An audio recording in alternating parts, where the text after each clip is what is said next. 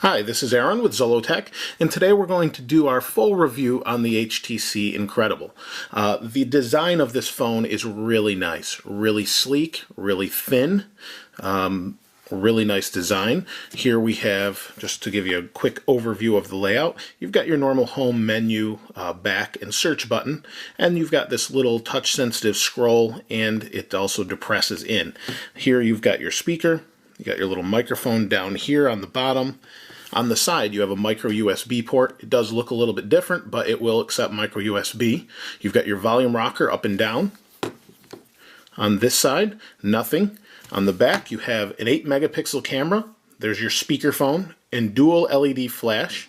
And I guess it's race car inspired with this little different design. Really nice, real thin. Just for a quick comparison to give you an idea of thickness, I do have an iPhone here to show you, just to give you thickness. Most people have seen an iPhone. There they are next to each other. The Incredible is a little more sleek and thin almost, if you can see there. So about the same. I mean, it's really not much difference. The one thing that might make a little bit of difference is that camera that sticks out.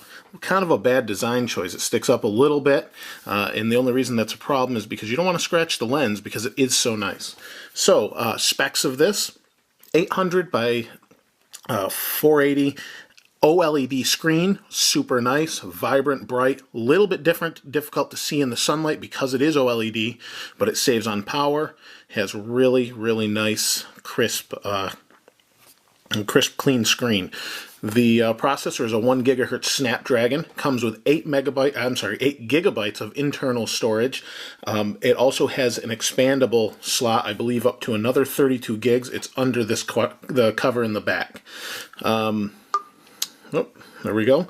Has an 8-megapixel dual LED flash camera. It also does video. Does not do HD video, unfortunately. And that's pretty much it as far as specs. Has a standard battery that's removable under this cover, and has speakerphone and everything else you would come to expect, and has a proximity sensor up in the top there. So as far as the interface the interface along with Sense, which is from HTC, they've put their HTC Sense interface over the top of Android. Android's kind of pretty standard nowadays, and most people know what it's all about. It does have 2.1 Eclair on it, really nice, quick, and what that means is you can search anything, hit search. You can do that with your voice. So we'll do that, and it'll bring up the search, Engadget. And it will look, and it will probably find Engadget. It has a tough time with Zollotech, so I figured I'd use that and see what it comes up with. It has a good works well in noisy environments, distinguishing the differences. And it is taking a little bit. It has a connection problem. I don't have the best signal up here, but it works pretty well.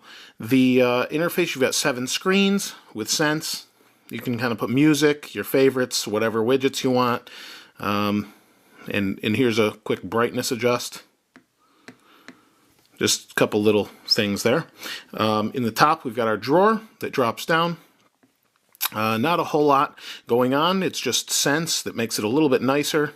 You can see some apps from my daughter. The interface is really fast thanks to that gigahertz processor. Battery life is pretty good.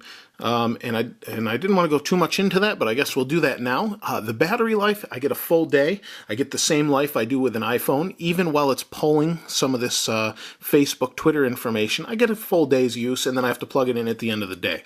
Not a terrible thing, but could use a little bit longer, but we can remove the battery and swap it if we need to, and if you need extra life. And it's a standard micro USB, so that makes it nice. The camera of the HTC Incredible is what really makes this incredible.